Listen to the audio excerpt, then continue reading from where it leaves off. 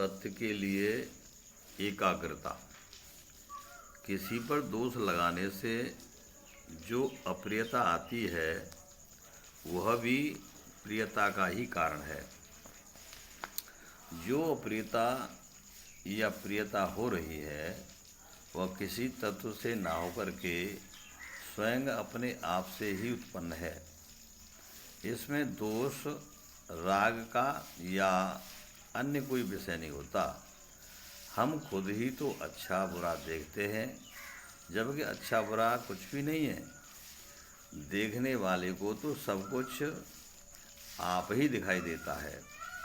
बाजार की वस्तु थोड़ी श्रद्धा और अश्रद्धा पर निर्भर होती है। यह तो खुद की विचारधारा ही है। किसी को पातक लगाना एक बेवकूफ़ी है, क्योंकि कर्म की गति बड़ी ही गहन है।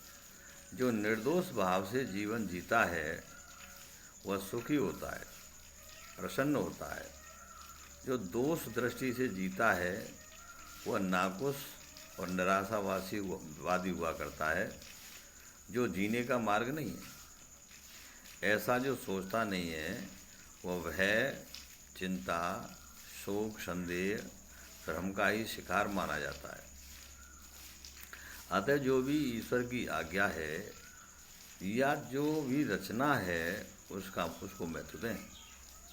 व्यर्थ की बातों को हम बतंगड़ ही तो बना लेते हैं, किंतु ईश्वर का जो विधान है उसको नहीं बदल सकते।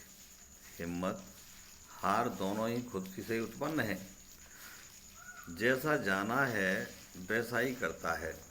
कुछ बातें ऐसी होती हैं वे ना तो जानने में आती हैं और ना ही जाना ही जा सकता है, क्योंकि वहाँ कोई इच्छा होती ही नहीं है। अतः बिना दो के कोई संघर्ष नहीं हो सकता है। रात दिन देखने में दो लगते हैं कि वह भी एक समय का हिस्सा है। जैसे कि महीना, वर्ष, जीवन का ही तो समय है और ये समय के हिस्से हैं। समय को रोकना या चलाना भी परमपिता परमेश्वर के हाथ में है। अतः ईश्वर की इच्छा ही बलवान होती है। ईश्वर जो भी करते हैं अपने भक्त के अनुकूल ही करते हैं। यदि कहीं विरोध भी है तो भी वह भी एक प्रेम का ही अभाव है। भाव को प्रेम कहा गया है कि अभाव में भी भाव छिपा रहता है।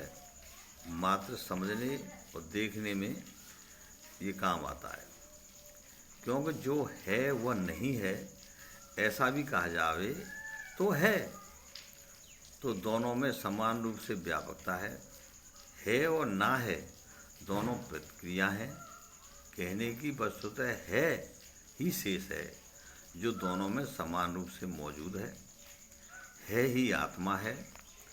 आत्मा ही ईश्वर का अंश है। सदा प्रेम भाव से रहना ही उचित है। अनुचित क्रिया करने से जो दिखाई दे वो दिखता ही नहीं है। सत्य जानने के लिए एकाग्रता बहुत जरूरी है।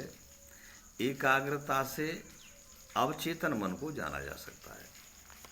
अतः सत्य को जानने के लिए या समझने के लिए, उस पर चलने के लिए बड़ी सावधानी और मन की एकाग्रता की बहुत आवश्यकता है।